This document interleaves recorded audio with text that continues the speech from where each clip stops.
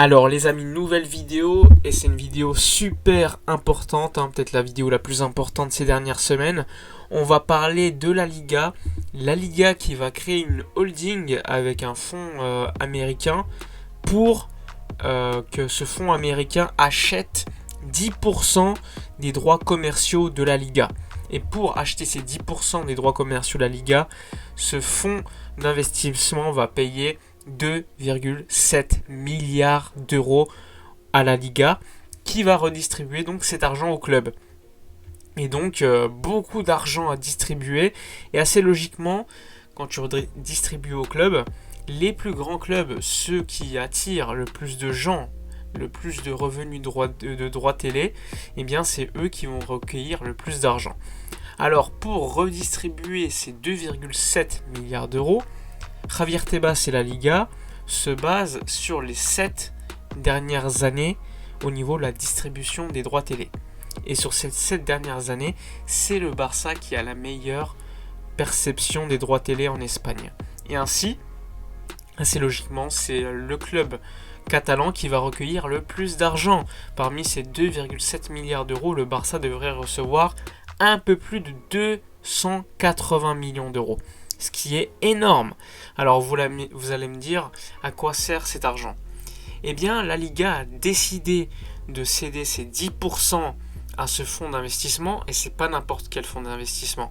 C'est un fonds d'investissement qui est d'une certaine manière l'adversaire de JP Morgan, la banque américaine qui est derrière la Super League.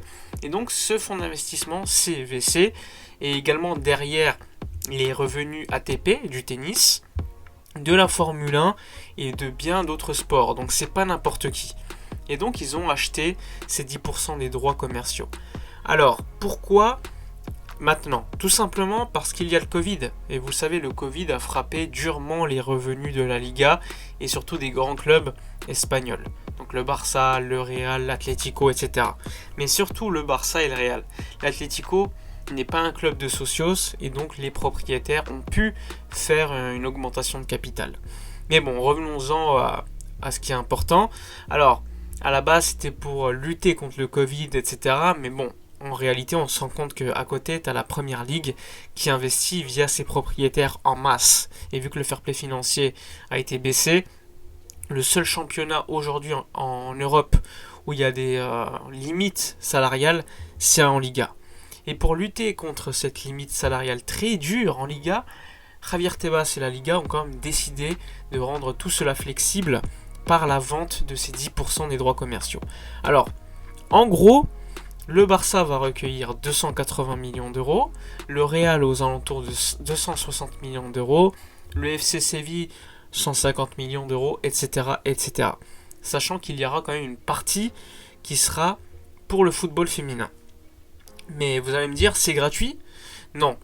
Si le fonds de pension, enfin le fonds d'investissement a décidé d'investir autant, c'est pas par gentillesse. Derrière, ils seront également gagnants.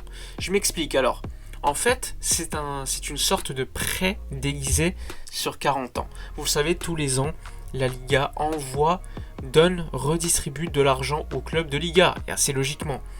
Et ainsi, chaque année, pendant 40 ans, les clubs de Liga devront reverser en échange un peu moins d'argent que ce qu'ils devraient recevoir. Donc par exemple, le Barça, au lieu de recevoir, on va dire 160 millions d'euros, eh bien, il recevrait 157 millions d'euros. Donc 3 millions d'euros en moins. Ça, c'est un pur exemple, mais c'est pour vous montrer que le fonds d'investissement, derrière, il n'est pas perdant. Il sera rémunéré par tous les clubs de Liga qui vont accepter de participer à cela.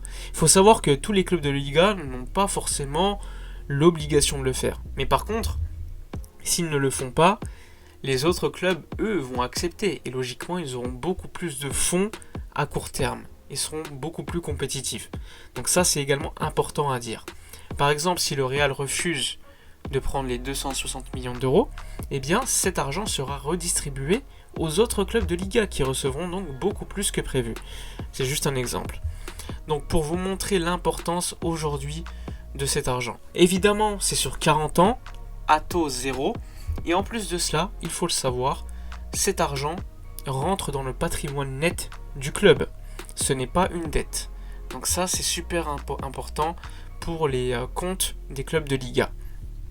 Alors, vous allez me dire, les 280 millions d'euros, on va les utiliser comme on veut? Non, je vous arrête tout de suite. 280 millions d'euros, parmi ceux-ci, tu auras 199 millions d'euros, c'est-à-dire aux alentours de 70% il me semble, qui seront utilisés pour le financement, l'investissement concernant les infrastructures. Et donc pour le Barça, ça serait l'Espace Barça, ce projet de reconstruction du stade. Ensuite, parmi les autres pourcentages, il reste 30%. Tu as 15% pour refinancer la dette des clubs. Donc ça ferait aux alentours de 43 millions d'euros pour le Barça. Et les 43 millions d'euros restants, ça serait pour le plafond salarial et les recrues. Alors je m'explique, qu'est-ce que c'est? Vous le savez, la Liga a mis en place un plafond salarial. Celui du Barça, cette année, il serait de 200 millions d'euros environ, alors qu'il était de 600 millions d'euros il y a quelques saisons. C'est-à-dire que les salaires, les dépenses d'amortissement ne doivent pas dépasser 250 millions d'euros cette saison. C'est pour cela qu'on était en difficulté pour inscrire Messi et les recrues. Parce qu'il faut déjà vendre et se débarrasser de gros salaires à côté. Donc, alors, avec ces 40 millions d'euros supplémentaires, ton plafond salarial va augmenter. Donc, au lieu de 250 millions d'euros, il sera de 290 millions d'euros. Ce qui te permet d'avoir beaucoup plus de fenêtres de tir pour inscrire tes recrues. Et ça, c'est super important. Sachant que, on va pas se mentir, Lionel Messi, c'est le plus gros actif de la Liga. La Liga qui s'est rendu compte que ESPN aux États-Unis voulait changer les droits TV pour les prochaines années et renégocier en se disant que Messi allait partir. La Liga a dû se dépêcher d'une certaine manière de sécuriser que Messi reste pour qu'ESPN refuse finalement de renégocier maintenant, et s'il renégocie, ça serait à la hausse. Finalement, il y a eu renégociation, il y a eu confirmation que Messi allait rester, et donc les droits télé vendus aux États-Unis ont été super hauts. C'est également pour vous montrer l'importance de Messi en Liga. Même s'il a 34 ans, ça reste l'actif le plus important du championnat d'Espagne. S'il partait, eh bien ça aurait été compliqué. Il faut savoir que CVC, ce fonds d'investissement, il a déjà tenté de s'implanter en Serie A. Finalement, la Serie A, ça n'avait pas passé.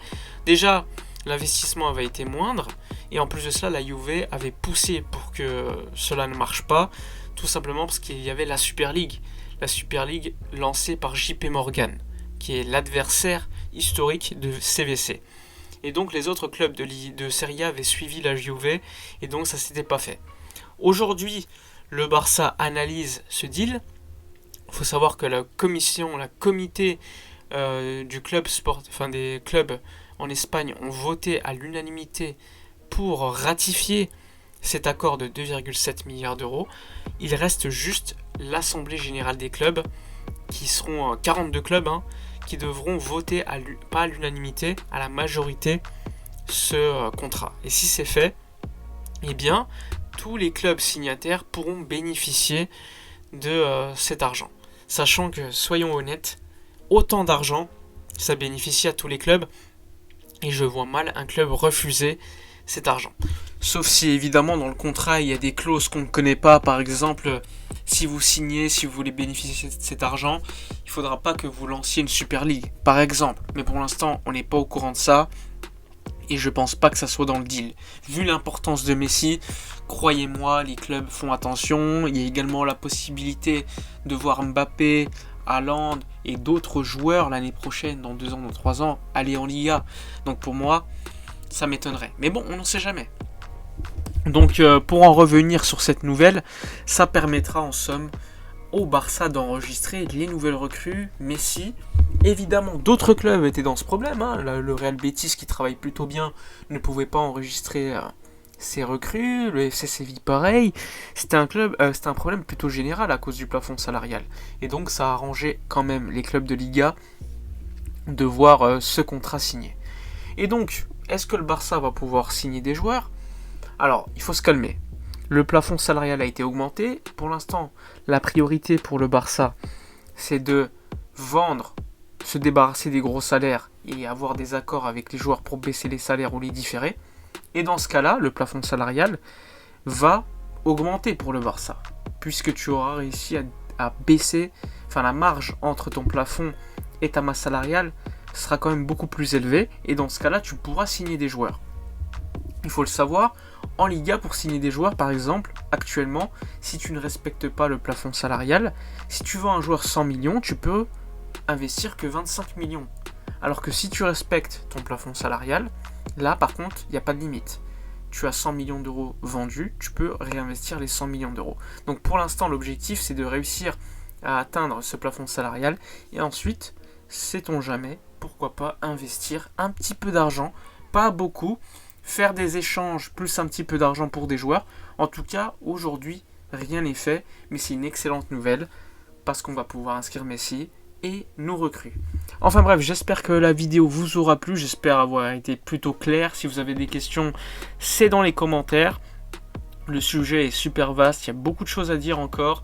J'ai été un petit peu rapide pour essayer de vous faire comprendre ça assez rapidement. Moi, je vous dis à la prochaine, et comme d'habitude, portez-vous bien.